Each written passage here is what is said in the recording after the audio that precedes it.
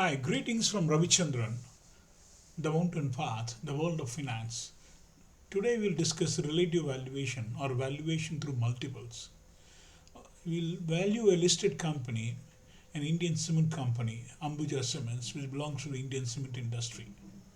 So we'll try to calculate the four important multiples: enterprise value by revenue, enterprise value by EBITDA, enterprise value by EBIT, and PE ratios.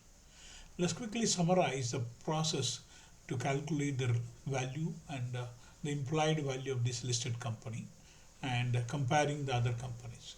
So let's download the data of the peers from screener.in.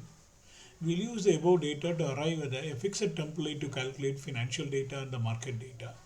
We'll calculate the multiples of each and every stock in the industry. Then you'll take the average, median, or high-low quartiles of the multiples we calculated. We arrive at the enterprise value.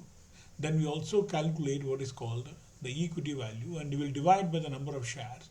So we calculate the implied value per share, then we compare the current price, then we'll say undervalued or overvalued.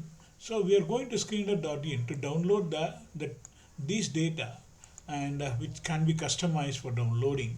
So current market price, number of equity shares, and market cap, and debt, cash at the end of the year, and the enterprise value, and the sales and or revenue, or the EBITDA and EBIT, and the net profit or the earnings.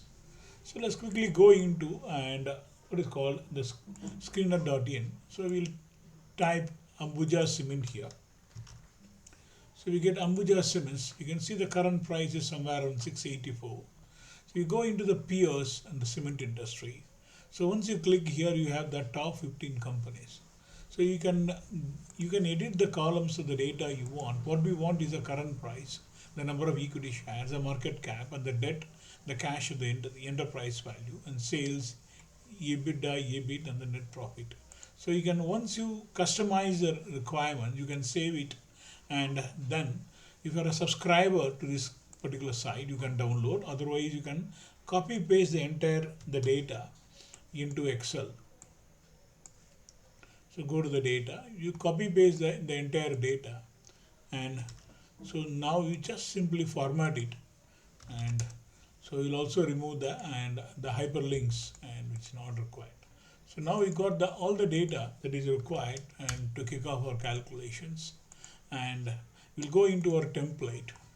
So first what we want is actually and this is a template which I've already calculated. So let me start with the data. The share price is already given here, the current market price. So we can simply double click it, and then we have this number of shares outstanding, and that is given. Now we can calculate what is called the market cap or the equity value, and so number of shares into the current market price. So we'll get the market value and everything. So we'll simply get. Then the debt also we can calculate, and the debt is that is given here, and then we calculate the cash at the end of the last year, the cash. So we can calculate this is the cash. And now what is the net debt? The net debt is the debt and minus the cash, and so the net debt we are able to calculate, and for each and every stock. Now we can calculate what is called the enterprise value. Enterprise value is equity value and plus the net debt value. So we got the enterprise value for each and every company, and now we calculate and the financial data, the sales revenue, and so we can double click that. Now the next is the EBITDA. So we calculate the EBITDA and the EBIT data. So we got the EBITDA is there, and now we have the EBIT is also there. So we just need to just copy paste and so EBIT, as well as you have then the earnings or the net profit. So now we got all the data that we have downloaded, and we have just done some modification only for the net debt calculations as well as the enterprise value. Rest all remains as such. Now with the next case, we need to calculate what is called the multiples. So the multiples, so we'll start with the calculation of the enterprise value to the revenue. So the enterprise value, this is the enterprise value, divided by the revenue. So we'll get that. So now, what we'll do is and so again we can double click it, and so you get and the enterprise value and divided by and the revenue of this company. You got that. The next is the enterprise value, and the enterprise value divided by and EBITDA, and similarly enterprise value and enterprise value divided by EBIT, and the next is the PE ratio, and PE ratio is and the market cap. Don't take the price because we don't have the and earnings per share. So that means the market cap divided by and the earnings. So we'll give the PE ratio. Now, so just double click it and copy paste or drag it. You got the multiples and for all the companies. So this is this is third step we did. Then the fourth step is to estimate what is called and this one. For high, we can use a max of. So the maximum of and these multiples. So we can have that. Then so we can simply what is that, and so we can see the maximum of this one, and you have this one. So just check the data is correct here, and so fine. That is fine. So it's a maximum here, and we're not going to use them. And similarly with that, and we'll use a quartile function and quartile and bracket.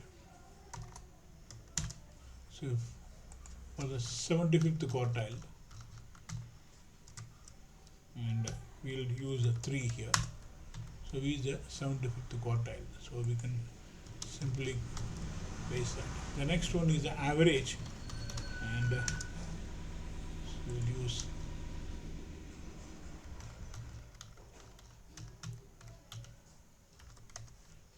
average here, and the next is the median.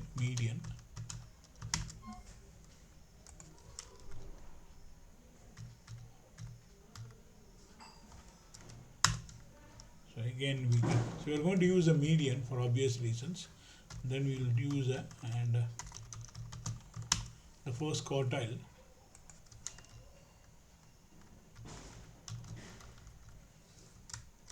comma 1, and now this one is minimum of the multiples.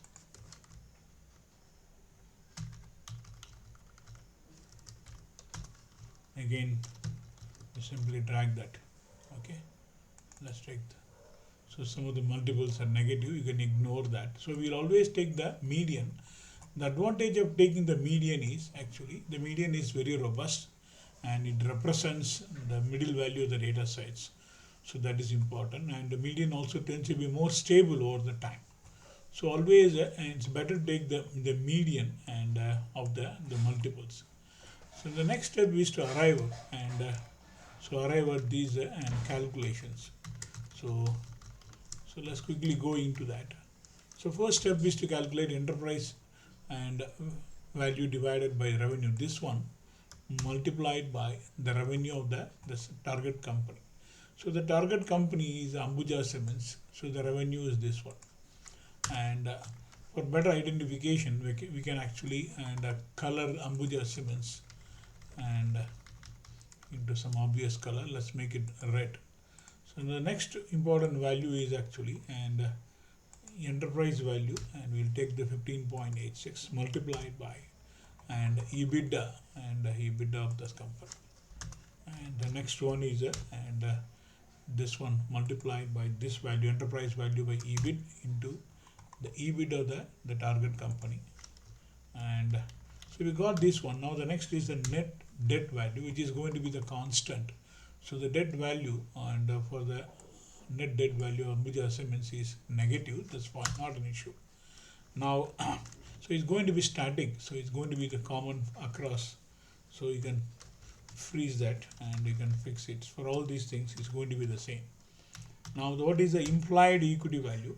So enterprise value and minus the debt value, minus of minus. So this will be the thing. And so you can copy this one. So this one here. Now the next is the number of shares outstanding, which is going to be the constant.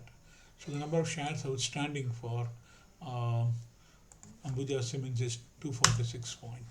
Okay, that's so again you can fix that actually, and so you can simply drag it and even across this also here.